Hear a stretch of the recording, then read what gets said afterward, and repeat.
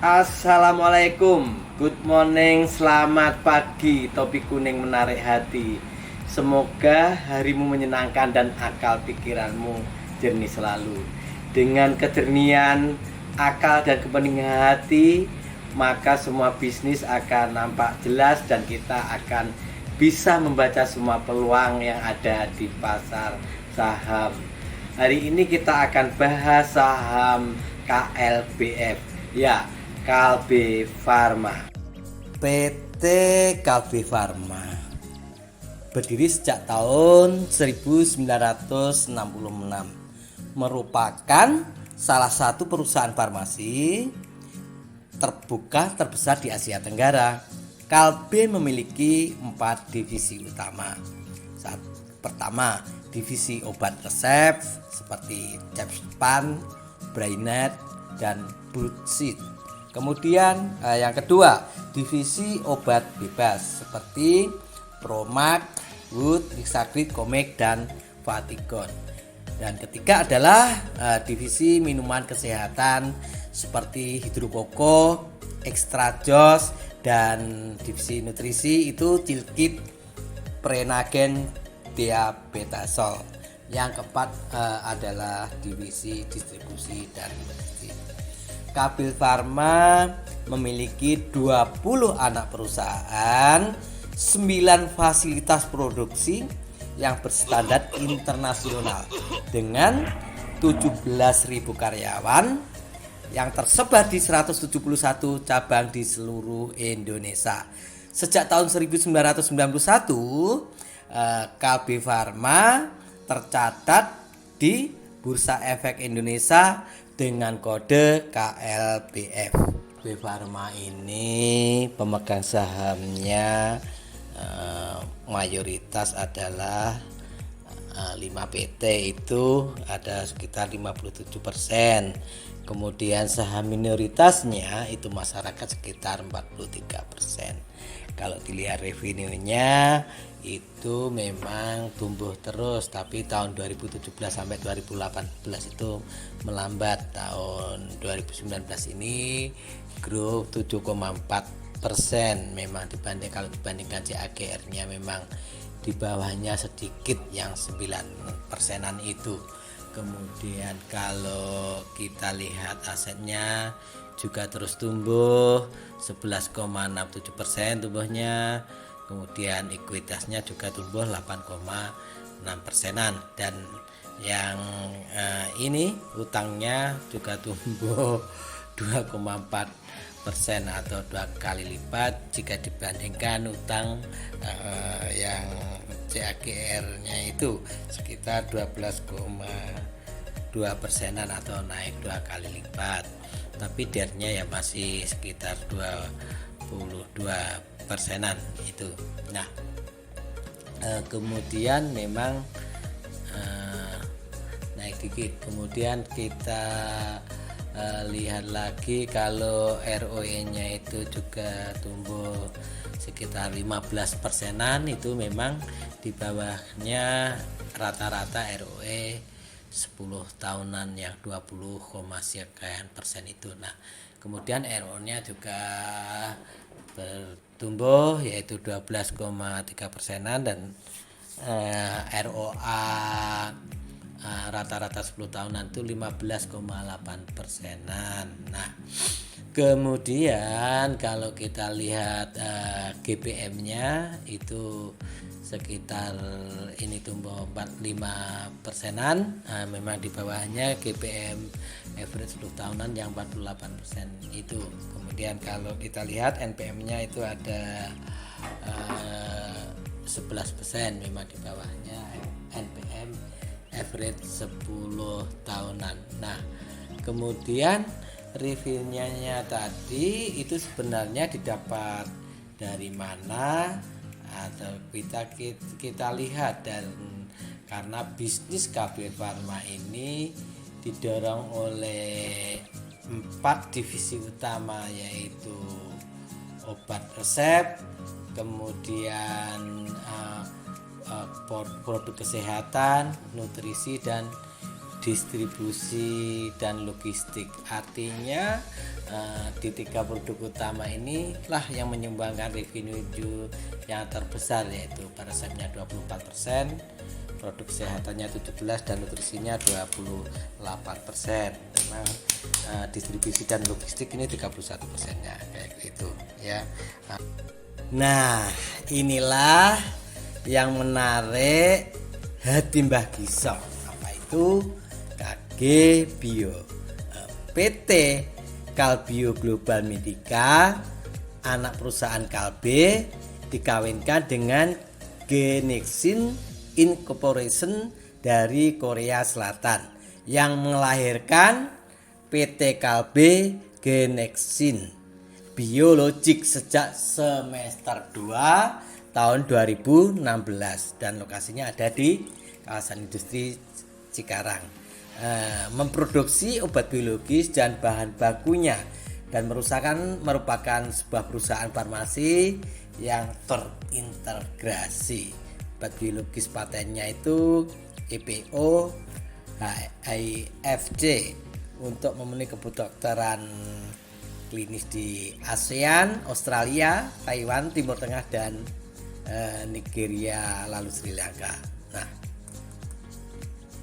uji klinis vaksin COVID-19 yang kedua akan dilaksanakan oleh PT Kalbe Pharma bersama dengan Genexin yang dari Korea Selatan itu tadi, mulai bulan Juni sampai Juli 2020 dilakukan fase pertama uji klinis GX19 di Korea Selatan.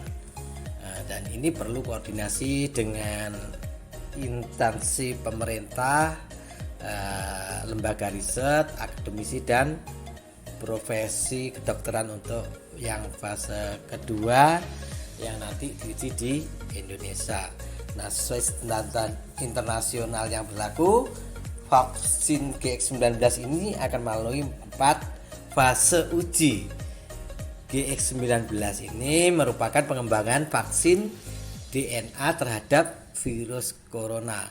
Penggagasnya adalah konsorsium Genexin, BINEC, The International Vaccine Institute, Genbio, The Korea Event Institute of Science dan Teknologi, dan Pohan of Science Teknologi. Nah, vaksin ini telah melalui pengujian kepada primata dan terbukti menghasilkan antibodi yang mampu menetralisir COVID-19. Makanya Kalbe ini telah menandatangani MOU bulan Mei 2020 kemarin. Siapa sih Genexin Incorporation?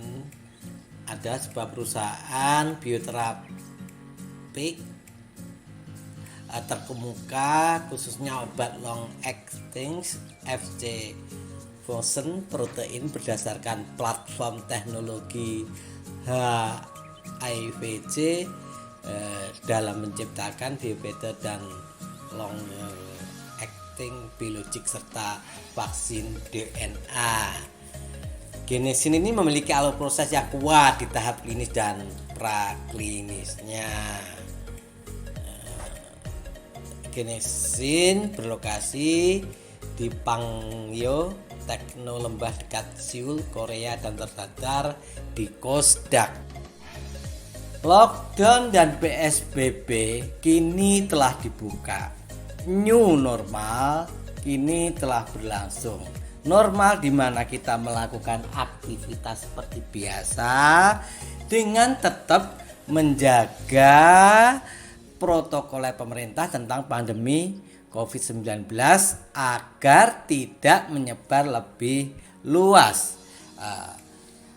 Kepanikan pasar terhadap pandemi COVID-19 sudah berlalu. Buktinya Kalbe Pharma sudah melewati titik support terkuatnya, yaitu di 830. Dengan berangsurnya kepercayaan pasar, maka harga naik menjadi 1285 di tanggal 2 April.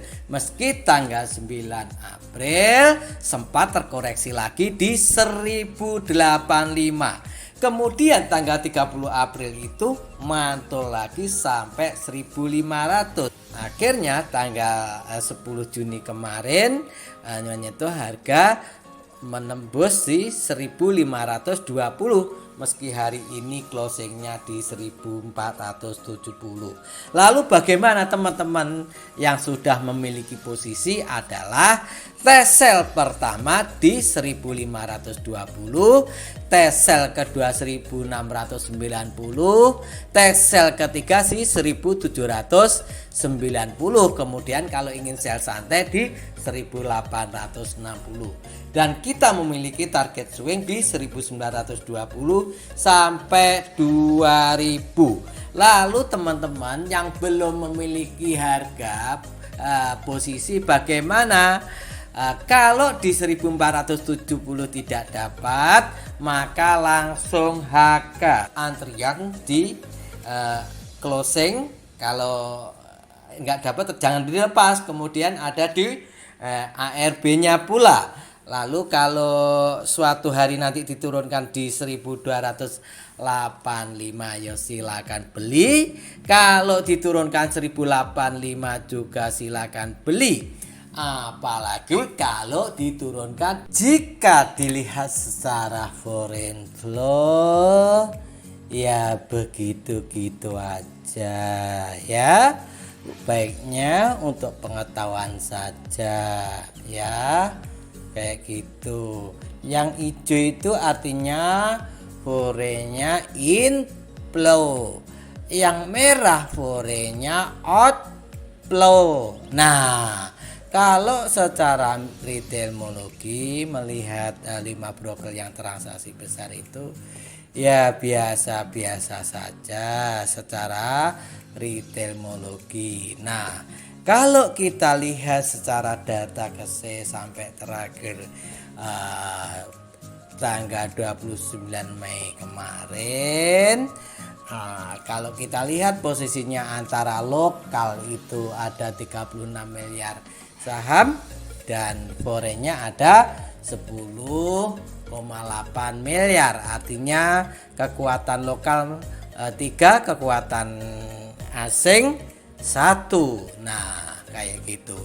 Lalu asing pun juga lokal sama-sama ya, ada lokal asuransi, perusahaan, dana pensiun, bank individual, reksadana, yayasan dan lain-lain. Intinya turun HK, naik HK kalau tidak dapat di 1470. Dan tetap jangan lupa antri di 1420, 1370. Kalau diturunkan suatu hari nanti di 1285 beli, diturunkan lagi misalkan 1085 beli. Kalau diturunkan sampai kayak waktu pandemi Covid, panik-paniknya 830, belikan semuanya uang itu. Intinya naik turun HK. Saatnya membaca laporan keuangan. Nah, sebenarnya membaca laporan keuangan ini tidak penting bagi Mbak Giso. Yang penting enter cuan, itu aja. Nah, kita lihat sederhananya yang ada di RTE dulu. Ada tulisannya aset. Nah, asetnya di situ tertulis 22,13 triliun. Kemudian kita lihat di IDIK-nya benar enggak? Jumlah aset ketemu 22, 132, 154, 299, 532 triliun. Oh benar, ternyata aset itu terdiri apa saja? Aset lancar, aset tidak lancar. Aset lancar, aset keuangan lancar, piutang lainnya, persediaan lancar. Kemudian aset tidak lancar itu ada investasi pada intensitas anak Ventura bersama, harus kemudian aset keuangan yang tidak lancar. Nah, itu macam-macamnya di situ. Itu mengenai aset. Kemudian kita lihat lagi yang di RTE-nya. Kemudian tentang liabilitas. Liabilitas atau utang RTE tertulis 4,88 triliun. Dicocokkan lagi liability atau utang. Di IDX benar ada tulisannya 875 822 010 750 triliun. Nah, utangnya itu ada macam-macam, utang jangka pendek, utang usaha, utang lainnya itu silakan baca sendiri. Kemudian utang jangka panjang itu kalau liabilitas. Kemudian kita lihat lagi di RTI ada tulisannya ekuitas. Nah, equity. Nah, itu ada 16,47 triliun.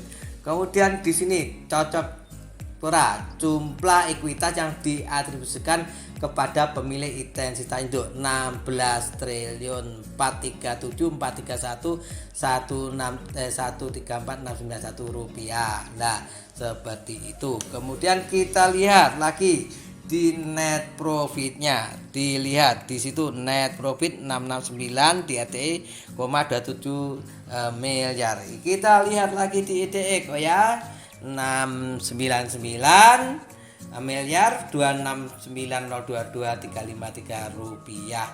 Nah, kemudian labanya yang dapat diatribusikan kepada intensitas induk itu dari mana saja, ada itu macam-macam, ditulisi kandel-kandel itu silakan baca sendiri ya. Kemudian setelah itu adalah kita lihat lagi di RTE cash flow-nya. Cash flow-nya ada berapa cash flow-nya? Oke.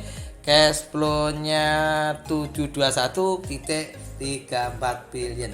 Maka cash flow jumlah arus kas bersih yang diperoleh dari atau digunakan untuk aktivitas operasi itu 121 miliar 339.445.760 rupiah. Salam, saya Mbah Giso Trik Cuan. Semoga hari-harimu penuh cuan.